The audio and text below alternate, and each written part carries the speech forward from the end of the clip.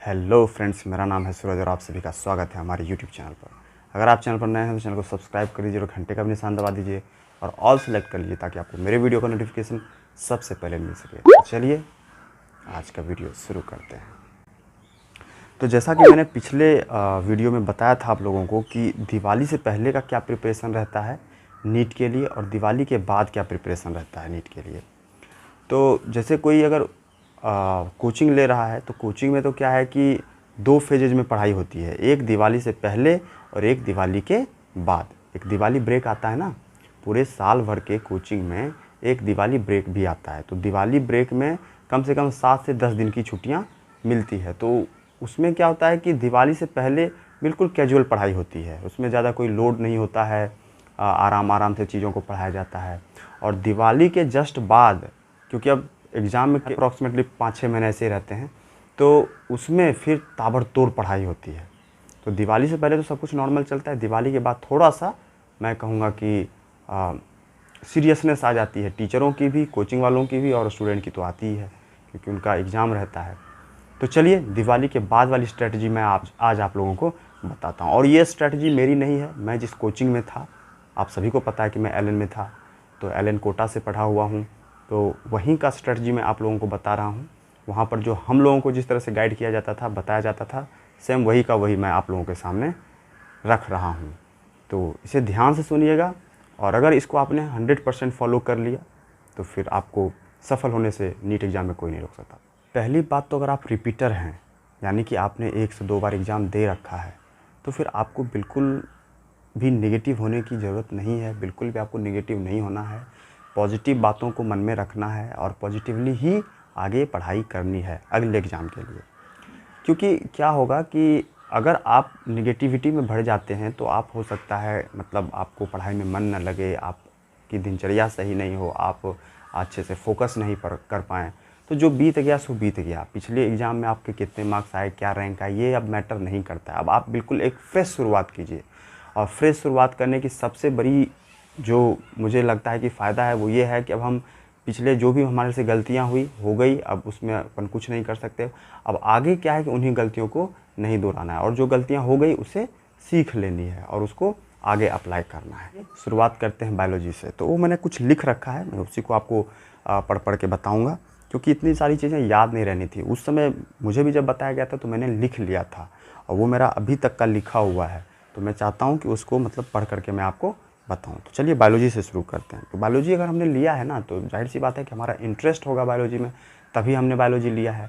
तो बायोलॉजी आसपास की चीज़ें हैं, जैसे हम ह्यूमन बॉडी के बारे में पढ़ते हैं या फिर प्लांट्स के बारे में पढ़ते हैं, चाहे जैसे बॉटनी और जूलॉजी 2 ब्रांचेज होती है ना बायोलॉजी में, तो एक एनिमल से रिलेटेड होते हैं और एक प्लांट से रिलेटेड होते हैं। तो ये हमारे आसपास की चीज़ें हैं, तो इसमें विजुअलाइज करना थोड़ा सा आसान हो जाता है और इस वजह से क्या है कि हम जब कनेक्ट कर पाते हैं चीज़ों को तो फिर हम उसको अच्छे से पढ़ पाते हैं। तो मतलब बायोलॉजी को है ना ऐसे ही विजुअलाइज करके इंटरेस्ट के साथ पढ़ना चाहिए और उसको इंटरेस्टिंग बनाना चाहिए। बिना बायोलॉजी के आपके काम नहीं चलने वाला है। बायोलॉजी आपका बिल्कुल स्ट्रॉन्ग होना चाहिए। अगर 360 मार्क्स की बायोलॉजी अगर आती है एग्ज़ाम में तो आपको 340-345 प्लस ही रहना होगा, तभी जाकर के मतलब कह सकते हैं कि हाँ सिलेक्शन बायोलॉजी करा देगी।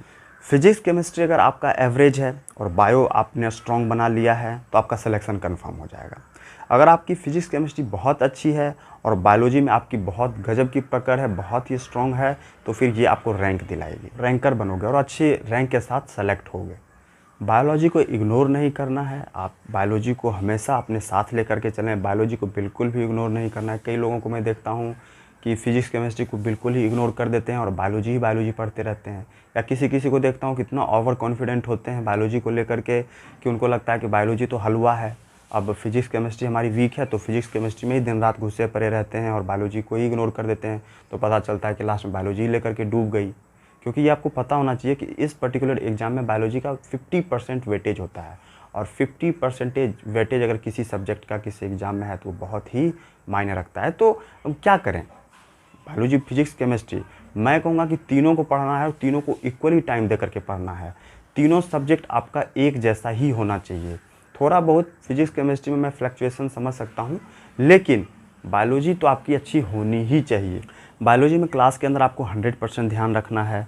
बाकी जो भी मतलब समझाया जा रहा है उसको मतलब पेन हमेशा आपका चलते रहना चाहिए। पेन चलते रहने से क्या होगा कि ब्रेन और हैंड का मतलब कनेक्शन बना हुआ रहेगा, दोनों में कोऑर्डिनेशन होता रहेगा, तो 100% फोकस वहाँ पे बना रहेगा।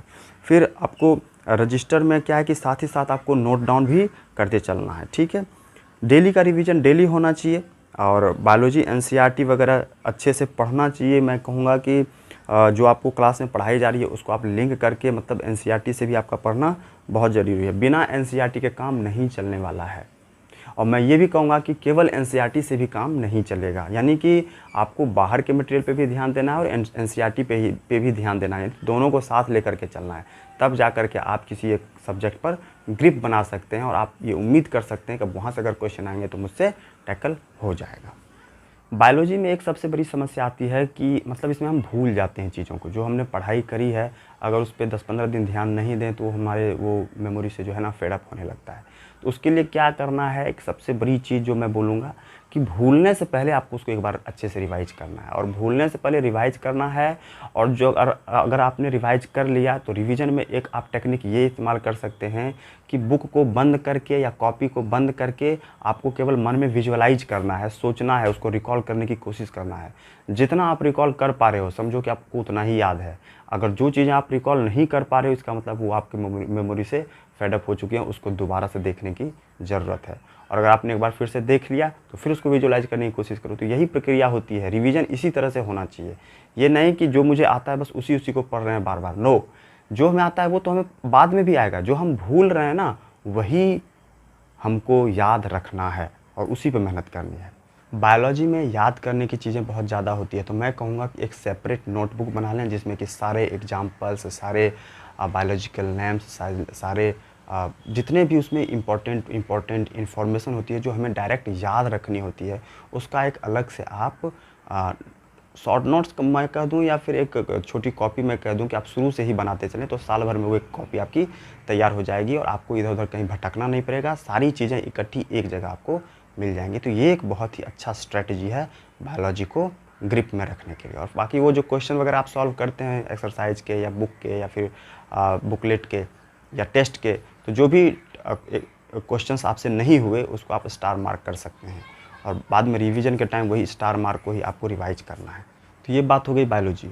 अब बात करते हैं फिजिक्स की। फिजिक्स में ये कहना बिल्कुल गलत होगा कि फिजिक्स में कुछ भी याद करने का नहीं होता है। मैं कहता हूँ कि बायोलॉजी के जो स्टूडेंट होते हैं उनको फिजिक्स में भी बहुत चीज़ें याद रखनी पड़ती है, और मैं कहूँगा कि याद ही रखना चाहिए क्योंकि आपके पास इतना टाइम नहीं होता है एग्जाम में कि आप वहाँ पे उसको अप्लाई कर सकें। अगर चीज़ें आपको याद रहेंगी तो आप डायरेक्टली उसको अप्लाई कर सकते हैं। तो मैं कहूँगा कि कुछ हद तक फिजिक्स की भी चीज़ें आपको एज़ इट इज़ याद होनी चाहिए, जैसे वैल्यूज़ वगैरह हो गए, फार्मूले वगैरह हो गए, ये सब आपको बिल्कुल अच्छे से याद होनी चाहिए। फिजिक्स अगर किसी को अच्छी करनी है तो मैं कहूँगा एक तो आपका कॉन्सेप्ट बिल्कुल क्लियर होना चाहिए, कॉन्सेप्ट का एप्लीकेशन आपके पास तगड़ा होना चाहिए, और वैराइटीज़ ऑफ क्वेश्चंस आपको सॉल्व करने चाहिए। वैराइटीज़ ऑफ क्वेश्चन मतलब ऐसा नहीं कि एक फार्मूले पर एक ही तरह के क्वेश्चन लगा रहे हैं। फार्मूला सेम है लेकिन उसमें वैराइटीज़ अलग अलग हैं, मतलब डिफरेंट टाइप्स के क्वेश्चंस डिफरेंट सोर्सेज से आपको सॉल्व करना है। और वही बात है, जहाँ कहीं से भी आपको कोई क्वेश्चन मिलता है जो कि आपसे पहली या दूसरी बार में नहीं बना तो उसको आप स्टार मार्क कर सकते हैं और बाद में उसको आप केवल उसी को आप रिवाइज कर सकते हैं। तो इसमें क्या होगा कि फिजिक्स में भी आपकी पकड़ बन जाएगी। फिजिक्स के लिए मैं कहूँगा कि फार्मूले का जितने भी फिजिक्स में फार्मूले हैं सबके मतलब यूनिट्स के साथ, डायमेंशनल फार्मूले के साथ सबका एक आप शॉर्ट नोट्स बना लें। शॉर्ट नोट्स मतलब एक कॉपी बना लें जिसमें कि केवल फार्मूले हों और कुछ नहीं हो उसमें। तो वो है ना फिजिक्स की की बन जाएगी। मतलब जैसे फिजिक्स का अगर ताला है ना तो उसकी ये की बन जाएगी, ठीक है ना। तो आप मतलब ये जो अगर आपका हो गया ना एक तरह की कॉपी, तो इस कॉपी को पढ़ने से ही आपका सारा फिजिक्स रिवाइज हो जाएगा और आपको बस केवल क्वेश्चंस प्रैक्टिस करने हैं। और क्वेश्चन प्रैक्टिस जितनी ज़्यादा आप फिजिक्स में करोगे फिजिक्स आपका उतना ही अच्छा हो जाएगा। अब बात करते हैं केमिस्ट्री की। तो केमिस्ट्री में ख़ास बात क्या है कि ये दोनों से मैच करती है, फिजिक्स से भी मैच करती है और बायोलॉजी से भी मैच करती है। तो बायोलॉजी से क्या सब मैच करती है, जैसे ऑर्गेनिक केमिस्ट्री हो गई, इनऑर्गेनिक केमिस्ट्री हो गई।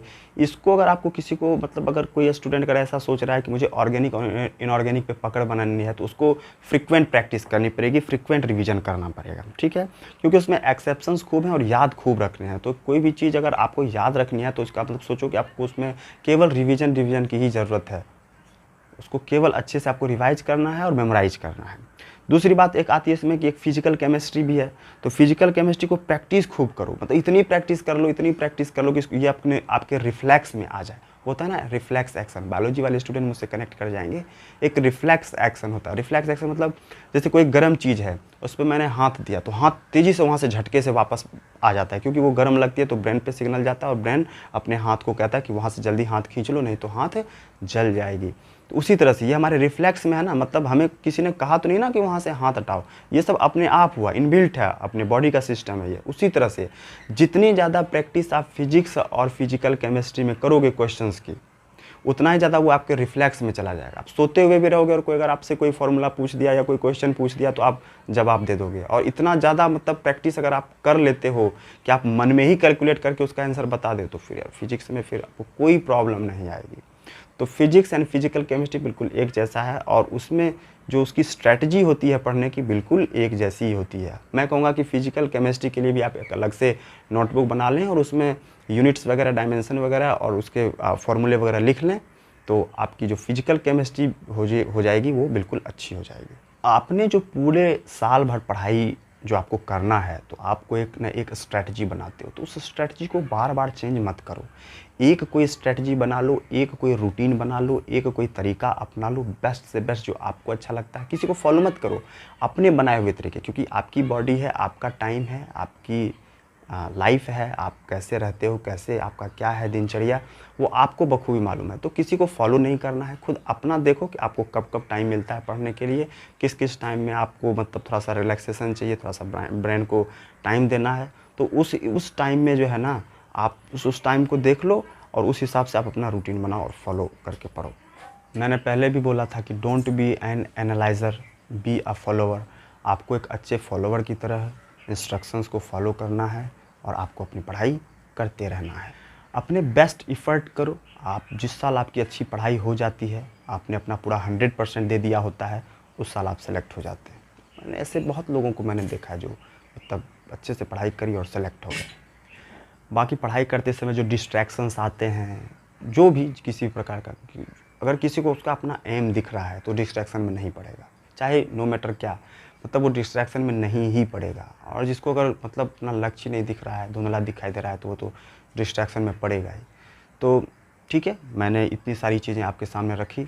अगर आपको कुछ सीखने को मिला और आपको अगर ये वीडियो हेल्पफुल लगता है, तो ये आप अपनी पढ़ाई से अगर कनेक्ट कर पाते हैं और अगर आपको लगता है कि हाँ कुछ यहाँ पे अच्छी चीज़ें सीखने को मिलती है, तो मेरे चैनल को सब्सक्राइब कर लीजिए और घंटे का निशान दबा दीजिए और ऑल सेलेक्ट कर लीजिए, ताकि आपको मेरे ऐसे ही वीडियो आपके सामने मिलते रहेंगे। तो चलिए, तब तक के लिए मिलते हैं अगली वीडियो में। Thank you very much.